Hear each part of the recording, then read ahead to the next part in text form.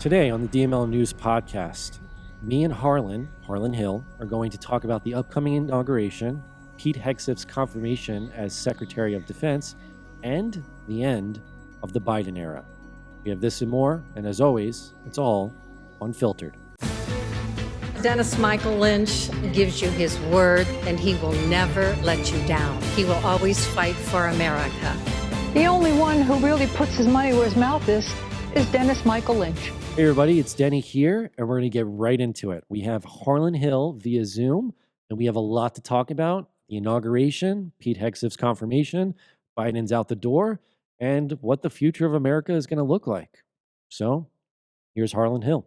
Harlan Hill, thanks for joining us yet again today.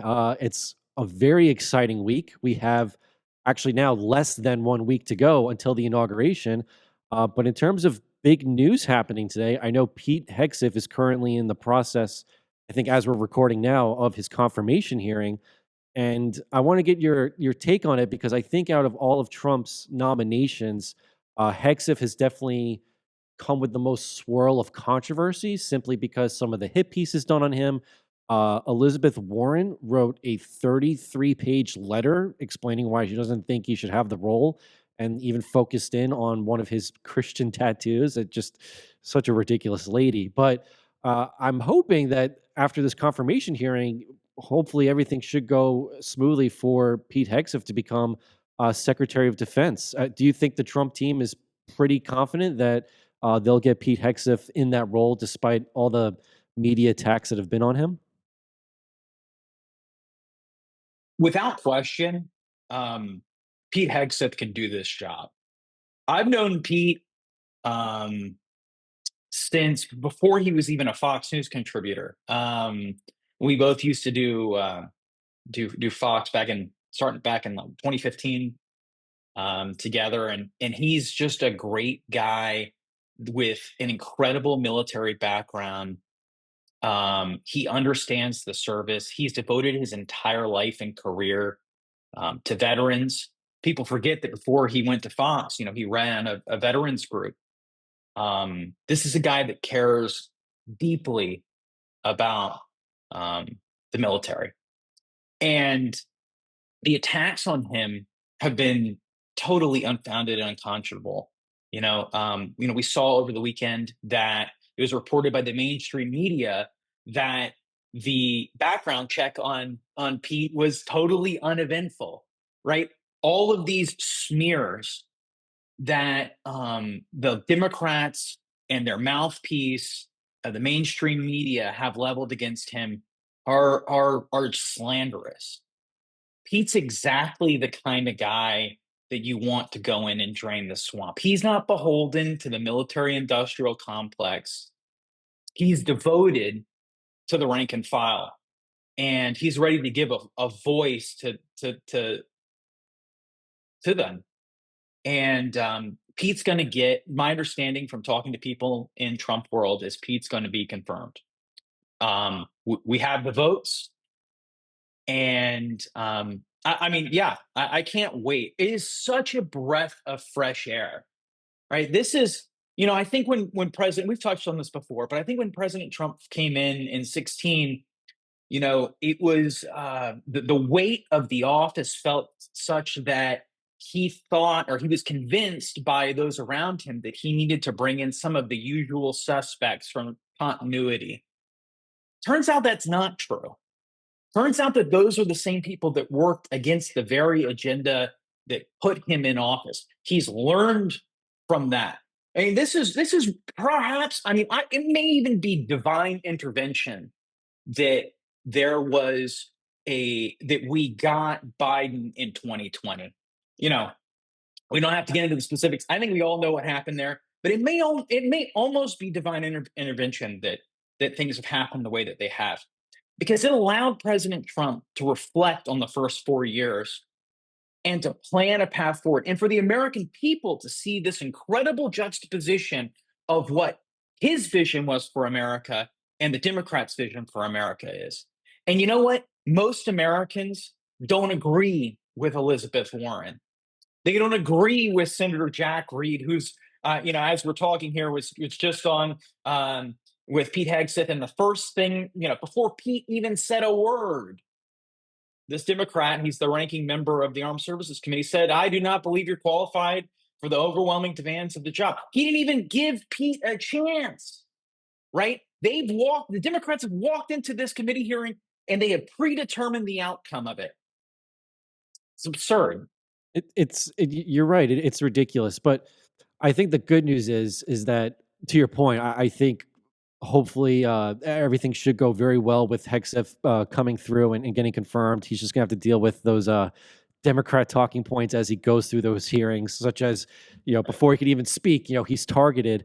But I feel like there's definitely a certain aura of confidence, and I feel like almost relief with Trump. I mean, last week, right? They had we were talking about on the show yesterday. They had Jimmy Carter's funeral, and I was saying yesterday how it is so mind-boggling to me sometimes how it's usually these state funerals where you get the top leaders coming together, and when they're collectively together in the same room, yes, it's a funeral, so it's definitely a certain atmosphere, but they all just look collectively miserable, as if like they should be like the like, hey, we're the top leaders of the greatest nation in the world, and yet you think they really are like, being pulled in to be next to each other, and they can't stand each other. Hillary won't look at him. Right.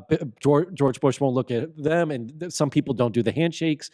But then you get Trump, who's sitting there, and he's able to be, like talking with Obama. I mean, Obama is a man who tried to take him down, who tried turning the entire country against him. And Trump knows, hey man, I just won my second term, maybe asterisk third term, and it's kind of like the greatest comeback story when it comes to politics. So he's in that mode of like, I'm a true winner. I'm going to bring this country around. I'm better than all these guys that I'm sitting next to at this funeral right now. So, right. With that said, we are less than a week away. Just like, are you going to the inauguration next week, or? I am. You are. I am, yeah. Yeah. So I want to ask you with I think this is going to be, super exciting because this is take two, but with what Trump's been through on the campaign trail.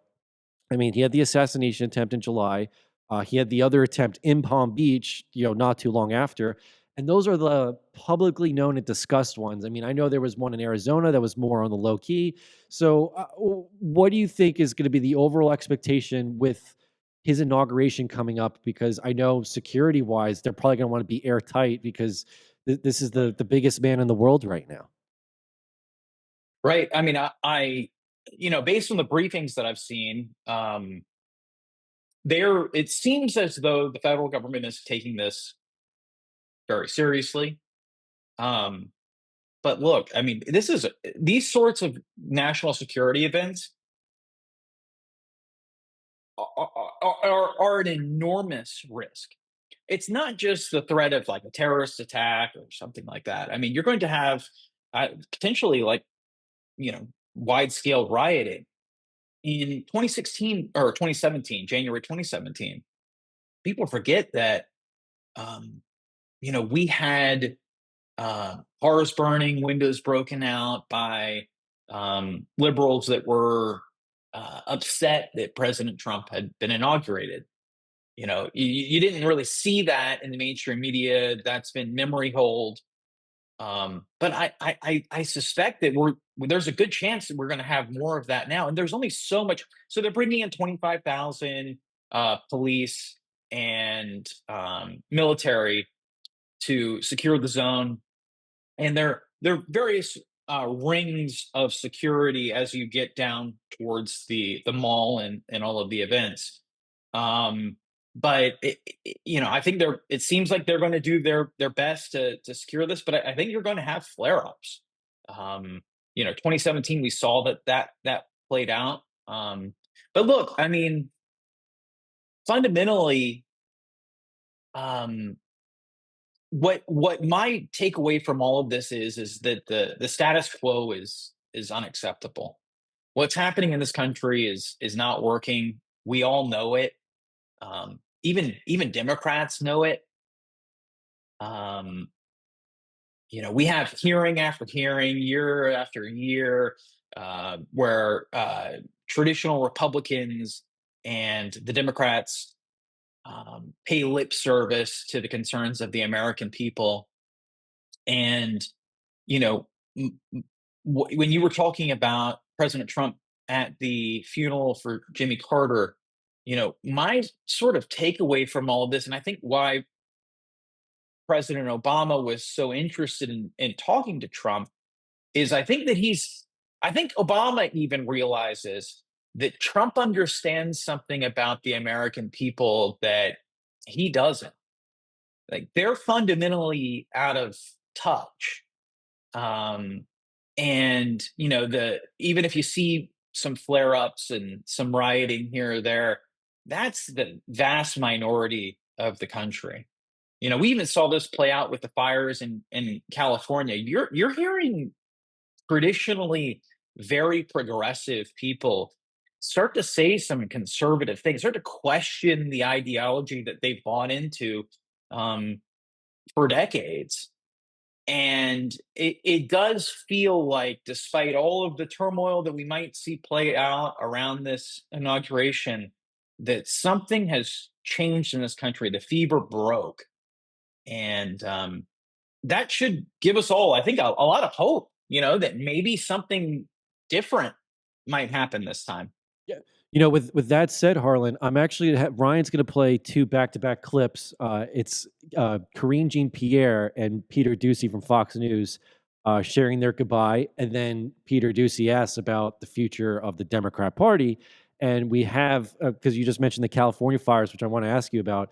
Biden just revealed, or announced, I should say, how much he's going to be giving the victims. So Ryan's going to play those two clips real quick, back to back. Hi. Thank you, Karine. If I don't see you again in the briefing, thank you for always. You could have stopped taking the hard questions years ago, and you didn't. So we appreciate that. Over 2 years, my friend. This is let's say one last dance, right? I don't know how I'm going to fill my dance card now. How will I fill that void without you? You tell me.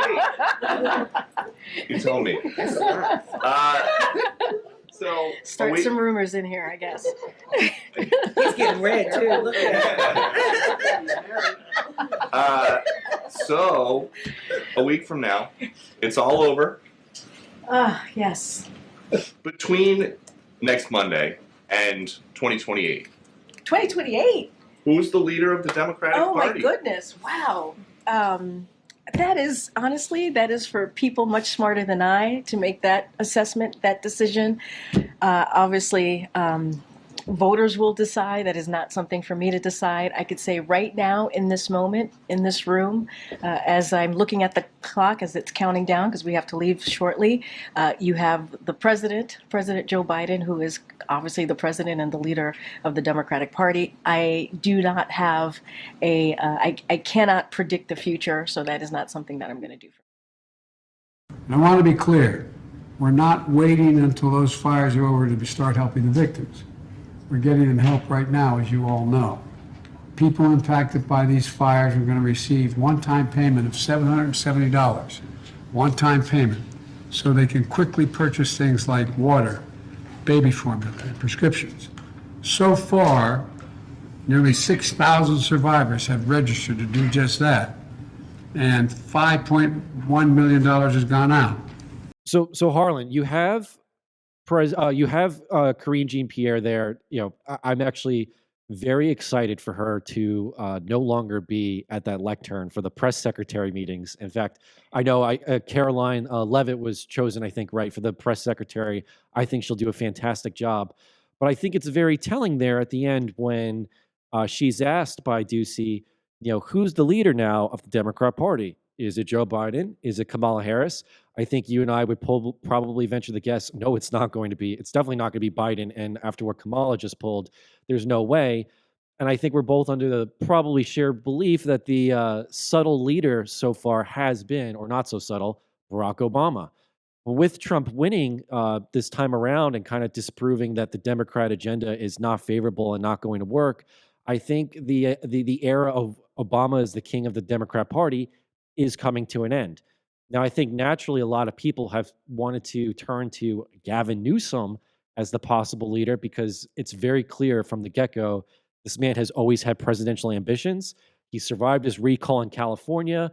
But what has taken place in these last 2 weeks with these fires, I mean, this has to be the biggest black mark on a potential future campaign that you could possibly have. Because you even mentioned it, right? You have people who have naturally supported the California Democrat causes turning on them. I just read a report. Julia Roberts, probably one of the biggest top Democrat celebrities, is getting all pissed off that there are looters coming through to her, half burnt down mansion. It's like, well, these are the policies that you kind of, voted into place. So at that second clip, you have Joe Biden talking about almost in the same way with the Maui fires, but this is Los Angeles. I'm just going to hand you out $770 so you get your basic needs. And yet, this is kind of coming off of after him signing, millions and millions and millions more dollars for Ukraine. And I think you just have this overall frustration of Americans, even Democrats, as you mentioned, saying, "What the actual hell?" That's where you're going to give us in the time of need. Which, by the way, it was the Democrat policies that kind of spurred these forest fires. No management, no waters in the reservoir. So, what is your take on the fact that if they are like, do you think Gavin Newsom could really be in a positioning here of leading for 2028? Or do you think that what is happening, what has happened and is still happening in California, is totally going to sink the possible campaign ship that he was eventually going to launch? It's a really good question. Look, Or I guess I should also add, if you had a guess, who do you think the Democrats would maybe turn to as a future leader? Because as of right now, in my opinion, if you take away Obama, I feel like they're leaderless. they are.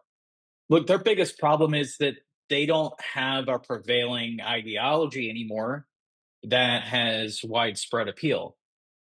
Their ideas are unpopular. The reason that they convinced white women in the suburbs that orange man bad, racist, and that worked so long as the threat didn't come to their doorstep. But as crime has exploded across the country, illegal immigrants are showing up outside their fancy cafes, and their houses are burning down. We have terrorist attacks here in the homeland. That's not really working anymore. People don't really buy it. So in absence of the racism charge against Republicans and all this, in absence of that, which doesn't play anymore, you got to have like a real ideology, and they don't. So what I think is going to happen is that probably I think they're going to spend some time in the wilderness. I mean, I don't want to get my hopes up here, but I think they're going to have to lose a few more elections to recognize like how deep in the hole they really are. Right. And so through that process of losing, I think a new leader will emerge. This is how you got to a Barack Obama. They had to spend some time, in opposition. So I think that's probably the most likely outcome. I don't think it's a Gavin Newsom. I don't think it's any of the current suspects. I don't think Kamala Harris is going to be the one that runs again. I don't think that's going to happen. I think it'll be somebody new. Now, that's not to say that somebody like Gavin Newsom doesn't run, but I think he runs and he loses.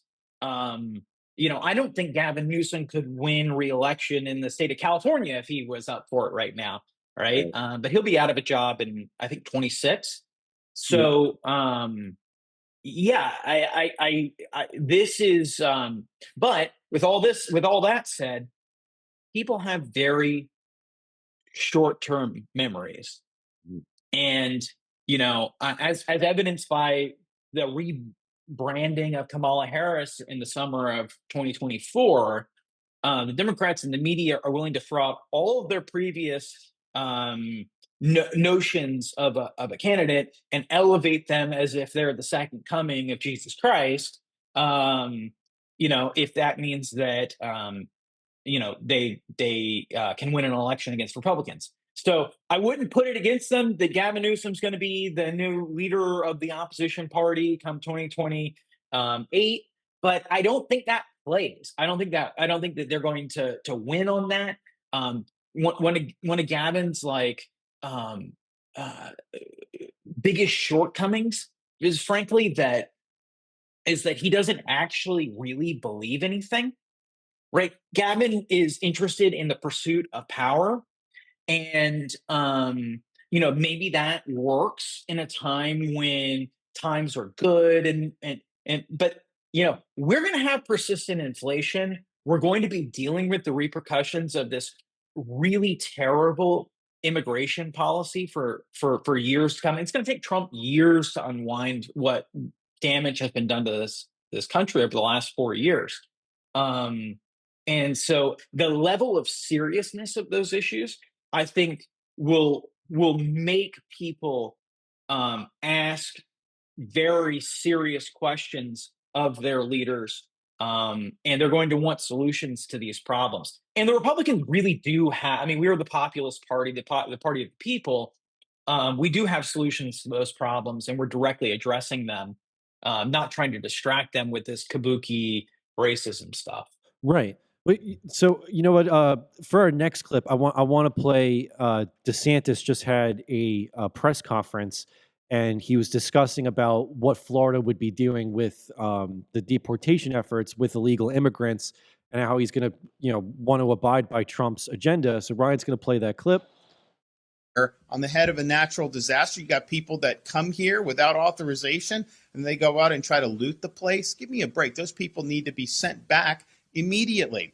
So this will end up helping the overall situation, even apart from immigration. Now, the accountability is significant. If those duties are clear in law, I have the authority with respect to certain officials to suspend them from their office if they are neglecting their duties. And that's a authority that I have invoked when it's been appropriate in the past.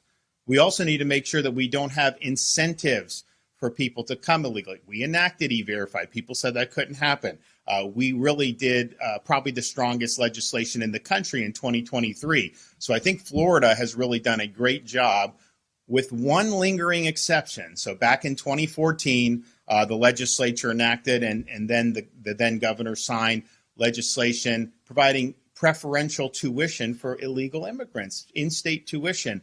That is a benefit that you're rewarding somebody for being here illegally. So Harlan, with that said, and DeSantis and Trump, they had their contentious moment during the campaign, as honestly most politicians end up doing, but it always comes after what matters after the campaign, which is those two are on great ground. And DeSantis has been a great leader for Florida. And what I love about him saying in that press conference is like, hey, the Trump agenda, we're going to follow it. Like anyone who doesn't, we're firing them. And I think that's just such a great juxtapose to Gavin Newsom, because he's coming out saying they're going to quote unquote Trump-proof California by trying to set up all these different measures to block deportations, to make it difficult for ICE to come in. Yeah, that kind of aspect, even though he should be, maybe focusing about his state not burning to the ground.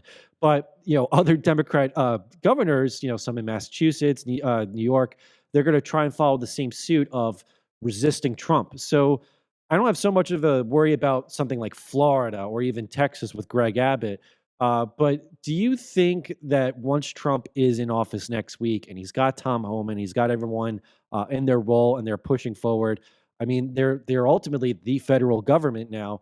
Do you really think that some of these Democrat governors are going to pose resistance to some of his efforts? Or do you think maybe they're just going to fold because at the end of the day, they are just your typical politician that just maybe, wants to seem strong that they're going to defend the illegal immigrant?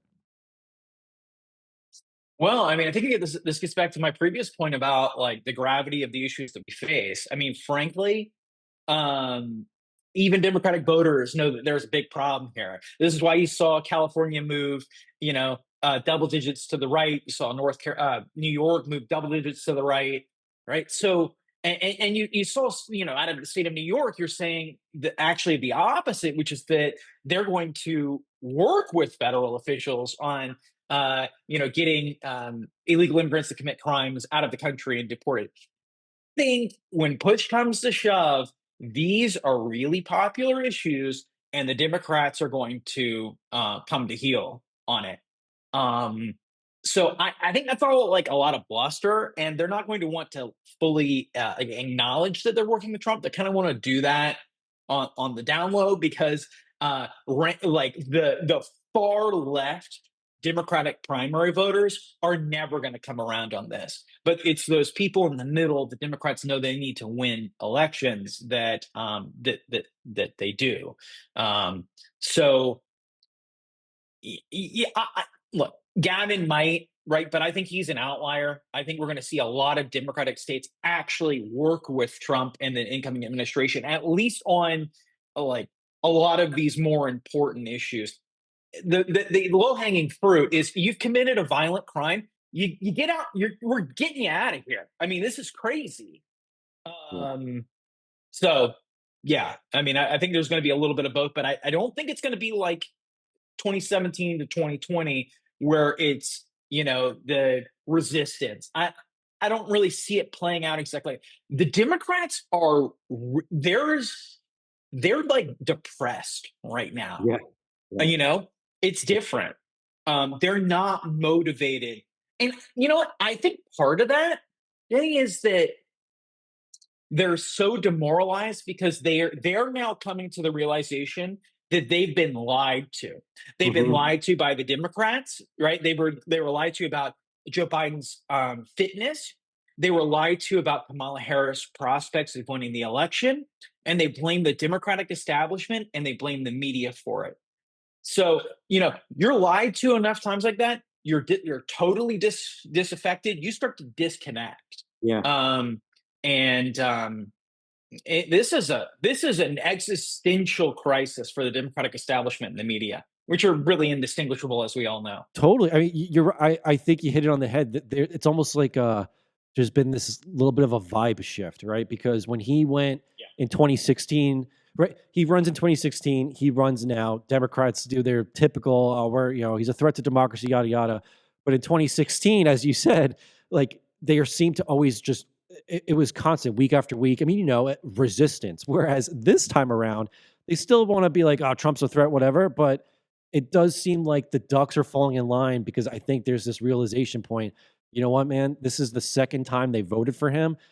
Technically, maybe the third time, based on what we're learning now, kind of thing. Like, this is clearly what they want. And as you said, there's almost like this depressive atmosphere. They know that their current incumbent is a mess.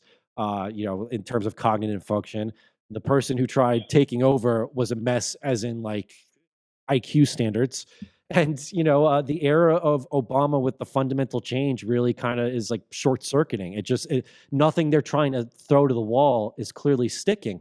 And it really just, as you kind of point out, it really just shows the media narrative is crumbling before our eyes, especially with the advent of how X has kind of had the shackles taken off. There's one more clip I want to play, and I'll kind of like explain why I brought it up, but it's Melania Trump explaining how she's going to be looking to cut the budget of the first lady's office and how she's going to get back into being involved with the Be Best, and that to dispel media rumors that she, yes, will be living in the White House full time. So Ryan's going to play that clip real quick. It's from Fox News. First 100 days, what will that look like for you? What are you looking forward to the most? I established my team. I have a few positions that I still need to hire. I will not rush into that. I will see when I'm in the White House and what it's needed. I don't want to hire too many people on my team and spending too much taxpayer money. I want to make sure that every position, they are talented, they have merit, they know what they're doing, and as well as they are team player. They don't have their own agenda, so they're serving me, they're serving my office, and they're serving the country. And will you continue with your platform, Be Best? I will continue with Be Best, and also I will expand Be Best. I started in the first administration. I didn't have much support from anyone. I invited all of the streaming platforms to the White House. I had the round table, and I didn't have much support from them. And imagine what we could do in those years if they will rally behind me and teach the children and do protect them about the social media and their mental health. How are you feeling about the busy schedule again, hitting the ground running on the 20th? Very busy. We already started, and I think it will be an exciting 4 years. We have a lot to do and put the country back in shape. So Harlan, when you have her there, and I kind of want to ask a little bit about the DOGE, because I think that's going to be a very exciting thing for people to see implemented, because it's never been done before, right? Like, oh, wow, this administration is not only just coming in, they're establishing a program, or a department, I should say, where they're going to look at all the things we're spending on and be like, okay, why are we protecting the California smeltfish that has like a population of millions, that kind of thing. So, and you even have Melania Trump, right? She comes in and she says, I think a big criticism of Joe Biden, besides his mental acuity, was that towards the last 6 months there, it was almost like Jill Biden kind of took over on the day-to-day, and it was almost becoming clear that she was in a bit of a power grab situation of like, I don't want to give up the presidency. What do you mean you're going to run Kamala and not my husband? So you got Melania here, who's been absent from the campaign trail, not because like she didn't necessarily want to be involved with Donald, but I think because what she experienced in 2016, and she talks about it, like she got hatred, Michelle Obama and Jill Biden are put on the cover of Vogue. She's, getting talked about in the gossip rags. So here she comes in on an interview saying like, no, everything's good. And by the way, I'm cutting the budget to my first lady office, because why does the FLOTUS office really need a big budget, So I guess my overall question, when you have, Elon Musk, I know he's very big onto this, but the fact that he's going to be leading this department and with an expiration date, it's almost like kind of puts the spark under their butt to get things going. What are your overall expectations with the implementation of the DOGE? Like, do you think by the July 2026 deadline, we'll see significant changes in terms of how we're, balancing the country's budget, so to say? You know what? The problem is that if you really want to tackle the budget, the deficit, we're going to have to go after more than just wasteful government programs, environmental stuff, whatever. We're going to have to go after entitlements. But when I say that, I don't mean that we should necessarily cut people's social safety net. That's not going to happen. If we start going down that route, that's a big win for Democrats, because now we're giving them a policy position. Right. I'd love for us to zero in on the E part of that, efficiency.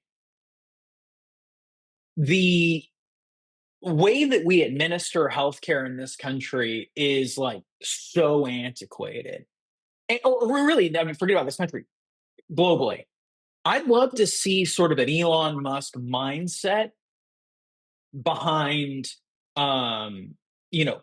making all of that actually function better. Now, what that means, like how you make Medicaid and Medicare more efficient. Now, there's some drug pricing negotiations you can do, but even that's not enough. We need a wholesale revisiting of how healthcare works in this country.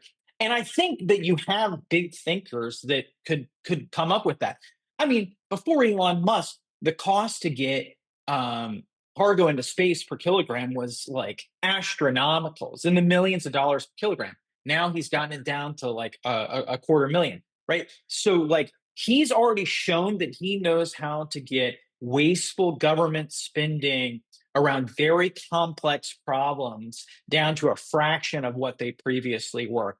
If he can apply that same sort of principle to healthcare, that would make a tremendous difference. So you're able to continue to provide the social safety net that voters are demanding, but then also realize some efficiencies to get costs down for taxpayers. But you've got to couple all of that, and I think this is part of what the DOGE effort's also about.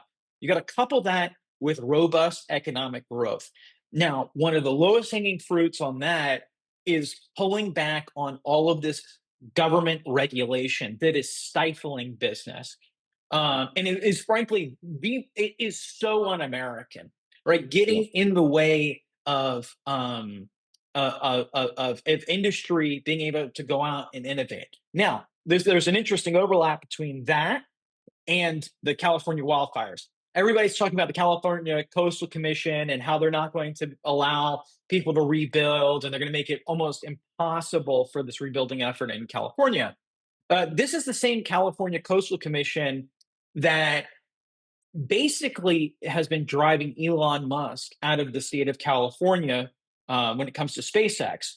They were putting incredible, arduous limits on their ability to do launch rockets from California, making them study these like the impacts on whales. Is crazy. I mean, there's not a documented case of a rocket falling on a whale in the Pacific Ocean. It's crazy stuff, right? But fundamentally, none of that was ever really about whales. It was never about the environment. It was about actually just stifling innovation and going after one of their political adversaries. So there's this overlap here. And what did Elon do? He went to Texas, where he's been able to move his business. Think that it's exploding. They're doubling in their valuation year over year. We need that same sort of energy applied to the entire economy. This is a great example of it, and then I'll kick it back to you. California is one of the greenest states, right? They believe in investing in all of this alternative energy and all of that. The state and they have all these government incentives for putting up wind and solar and all this stuff. Texas is about to surpass California with renewable energy, not with no government subsidies from the state of Texas. How? Because they peeled back all of the red tape and they made it an economically viable investment for companies to invest in solar, less wind, but solar and battery technology and all of that. And now it's exploded because there's actually a viable business there just by getting government out of the way. So it's like this really fascinating thing where even the supposed priorities of the Democratic Party are hamstrung by their own heavy-handed regulation. I think that Elon, as empowered by Trump, and this new mindset for the federal government, can do amazing things. We can make the government more efficient. We can continue to provide people with the same standard of social safety net that they demand, and we can grow our way out of this economic or this budget deficit by unleashing the American economy. It's incredible how you said, because to your point, right, what California has done to Elon Musk, the fact that they basically shooed away the top billionaire, the top innovative billionaire. I always think there's a difference between Musk, who could go send the rockets to space, and then Mark Zuckerberg, who is on the apology tour about Facebook. So but they're concerned about rockets hitting whales, and yet they're establishing those like wind turbines in New Jersey that are actually impacting the whales. So it's just crazy that the Democrats just literally live in hypocrisy. They just live in hypocrisy. So. Harlan, I want to ask, I want to get into just about anything you got coming up, but I have to ask you one last question. So tomorrow night is Joe Biden's farewell speech. Will you be watching? And then I have to ask if you can give a small summary to cap off the 4-year administration of Joe Biden. How would you summarize it? Because I would be very curious to hear your words about it. I don't know if I'm even gonna watch it. I'll watch clips. I don't know, but it's been an unmitigated disaster. I think this administration has been worse than. It's the worst period of American leadership or lack thereof in the history of the country. Really? I long for, this is crazy.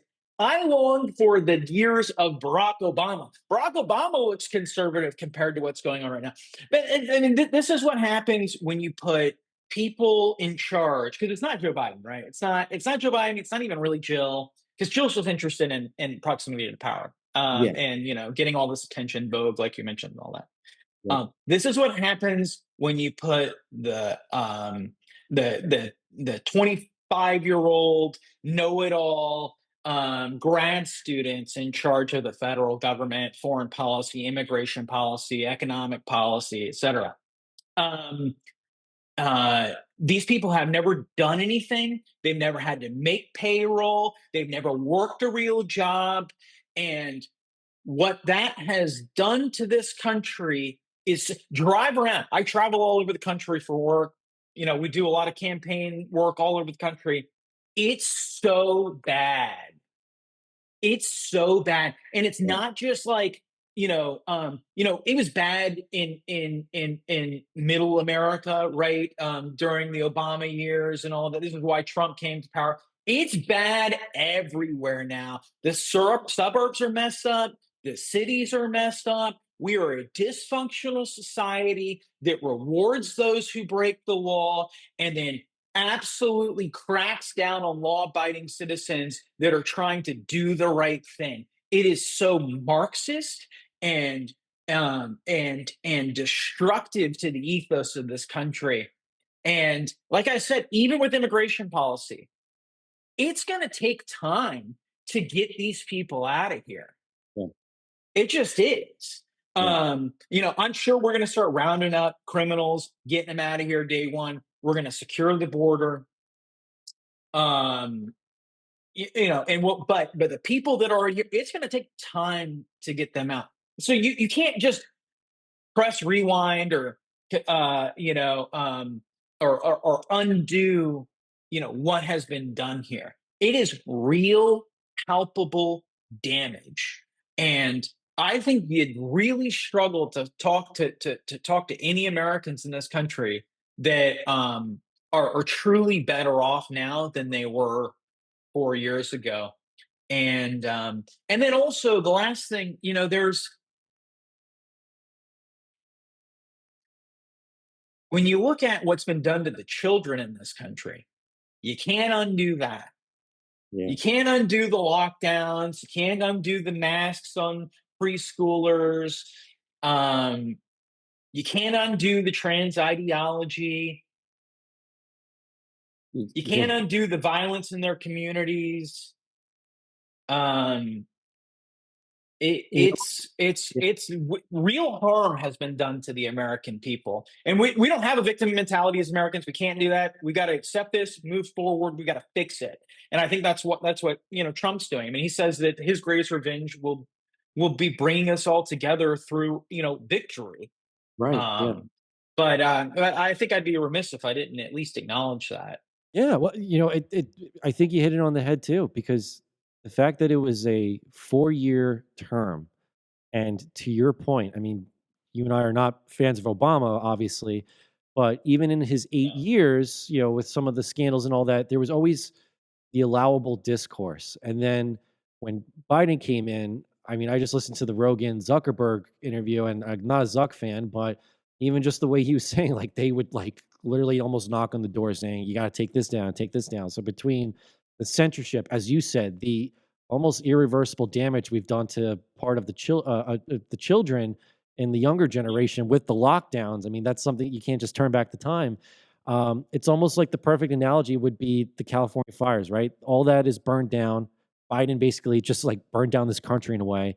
And now Trump and his administration have to come back in, and it's not going to be rebuilt overnight. It's going to take time to kind of get those establishments fixed, to get the people that need to be deported out of here, to get inflation down. Like they have a lot on the plate, and I think they recognize that. And I think there's just an eagerness I think their biggest eagerness is to reinstill trust into Americans, because if there's one thing I think Biden actually accomplished more than Obama, it is the erosion of trust in government. I mean, it used to be we have some mistrust to I don't even want to listen to them, So I think you definitely summarized pretty great. And you said it perfectly too. I vow I can't name a person who would like clear as day say, "Oh yeah, these 4 years have been fantastic for me. I scaled my business. I saved money. I don't, not in my personal life and not even like by extension. So I think that was a great summary, Harlan. Just to end, I want to ask, I mean, I know the big news is obviously going to be leading up to the inauguration and these confirmation hearings, but for you personally, what do you have in the pipeline project wise or anything coming up? I know a lot of our audience has seen the Culture War documentary. I have too. It was fantastic, and that you even have a nice Trump signature on the background there on the poster. I know our audience would love that. That's great. So yeah, do you have anything in particular coming up, or what's going on in Harlan's world? Yeah, I do. I'm working on a couple of additional projects. I can't get into specifics just yet, but they're pretty exciting. We got a couple of really cool documentary projects coming out. But then, just the vast majority of what we do is supporting Republican candidates and causes around the country. One of our biggest clients is pro-family. So, we do a lot of work around, getting, keeping porn away from kids, getting rid of this trans ideology in schools, that sort of thing. That's a big focus of what we do. So we're going to be doing a lot more of that now with the new administration in place. Now is the time for us to actually put a lot of this to we've been laying the groundwork for the last 4 years to kind of start rooting all this out. Now's the time to actually get it done. So that's going to be, in terms of our consulting firm, that's going to kind of be the majority of it. Is like getting, transitioning some of this from, campaign mindset, getting Republicans into power, and to actually, implement some change now. But with all that said, look, we've got elections again in less than 2 years, right? So with Congress, we've got all these governor's races coming up. So there's a lot of work to be done, and we cannot rest on our laurels now. Until the Democrats have a come to Jesus moment where they're willing to work with us on, some common ground, which some have. I mean, you saw Fetterman was at Mar-a-Lago, right? Yep. So there are some out, but he's an outlier, right? He's an outlier. Yeah. And he's also doing that because he knows that Pennsylvania is quickly becoming a Republican state because of President Trump. So, there's some political calculus there that's not unlike when Mark Zuckerberg all of a sudden is singing a different tune. But until we see more of that, we got to keep winning elections. And it's not just enough to win these federal elections, but we need to expand our position in the Congress and House of Representatives in 2 years. We need to be winning back more of these state governors' mansions and state legislatures around the country as well. And another thing that people don't talk about, and I really pushed for all of y'all's viewers to take this seriously. Every race matters. Yeah. Going all the way down to school boards. It's not sexy. It's not, you're not a congressman or whatever. Some of the most impactful decisions that are made for the people of this country and the future of this country happens because of what comes out of these school board races. So there's no race too small. We need to see more people from the America First background put their hand up and say, I'm ready to run. I'm ready to lead, even if it's, a small race just in my community. Yeah. So like that's what I'm like the overall just increase in civic engagement. And you're so right, because, maybe it's not as sexy, right? A school board meeting, but what does the school board do? It's basically going to be dictating aspects of the future generation, kids, and that. So it all circles around. It's all important. So I think you're very right on that too, Harlan. And do you want to? It's not just enough to vote. Is my point. We need to see more people that are like us, like you and me, that think what we think. Take a step. Because look at Congress right now. Okay, we've got the Republican majority. There's a lot of Republicans that are still there that do not think like us. So we need to be building an America First bench, not just the Republican, an America First bench of the future leaders of this country to make this a sustainable movement after President Trump retires. Yeah. And Harlan, do you want to just share your X handle real quick, just so that if anyone wants to come follow you, and most of our audience does, but any new viewers, yeah. Absolutely. Yeah, it's at Harlan on X, HARLAN. All right. Well, thank you so much, Harlan. It's always a pleasure. I know we even went longer than 30 minutes, but thank you. I mean, it's a very exciting week as we've been talking about. So I'm sure you're gonna have an awesome time on Monday too when you're there at the inauguration. That's gonna be fun. Can't wait. All Thanks, right. dude. All right, everybody. I just want to give Harlan Hill a big thank you for joining on the podcast today. That's it for the show. Definitely tune in for tomorrow. We'll be back. And just as a reminder, especially for Team DML, we are rolling out the new version of our newsletter. So it may be in your inbox, it may not. Just try and check. Hopefully by Inauguration Day and afterwards, you all should be receiving this newsletter. We're working very diligently on it. And if you do receive it, we request that you give us your feedback at the bottom. You can rate the newsletter. And as you rate it, you're even able to write some feedback on it. So we love getting your feedback. We love getting your reception. Please let us know how you think of the new newsletter, the 47 report as it's rolled out. As for today's Team DML blessing, I would like to give it to Marie Deal. I wish you and your husband the best during your tough time. And we all have you in our prayers and blessings. So until then, we'll see you guys tomorrow. Have a great day. Get the Dennis Michael Lynch podcast every day by subscribing on Apple Podcasts or Spotify, and download the DML News app from the Google Play Store or the Apple App Store for breaking news, merchandise, films, exclusive content, and Team DML.